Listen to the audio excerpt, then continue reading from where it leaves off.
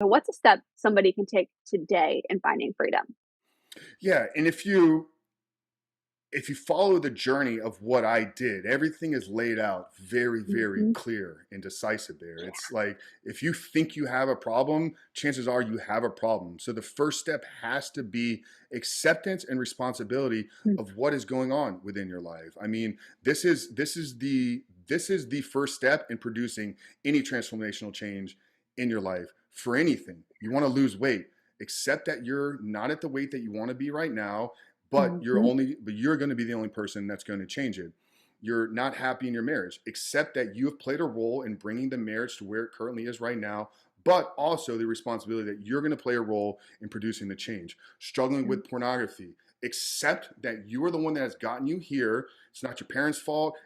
mhm, It's not your wife's fault. It's not Becky because she rejected you at the prom's fault. It's none of these other reasons. Those are all mm, excuses. It's your mm, responsibility. You're the one that's led here. So it's got to start with taking that responsibility. I mean, mm, 12 steps, AA has been they've done more good for addiction than mm, any other organization in the world. What is the first step?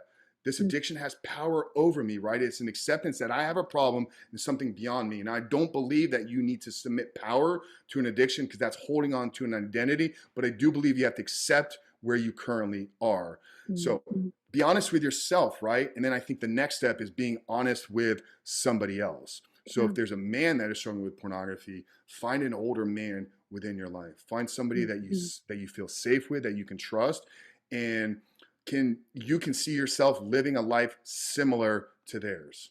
And go have mhm, that conversation with them, just like I had with Zach, just like I had with Mike, just like I had with mhm, Dan, just like I had with Ron, just like I had with Vince, just like I had with Justin, just like I had with every single man that I looked up to in my life. I said, hey, this is what I've been doing for 20 years. I don't know why I did it, but I'm committed to change. And here's the interesting mhm, thing for men out there: you're afraid of telling because you're afraid of the judgment. That means you're mm, ashamed in what you're doing.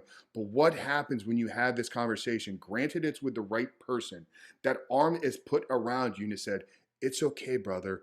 I understand, because this is really every man's problem. Like, we've all had to yeah, overcome this. There might be one human being walking the earth right now. I think his name is Tim Tebow, that hasn't had to overcome this because he's just a rare individual.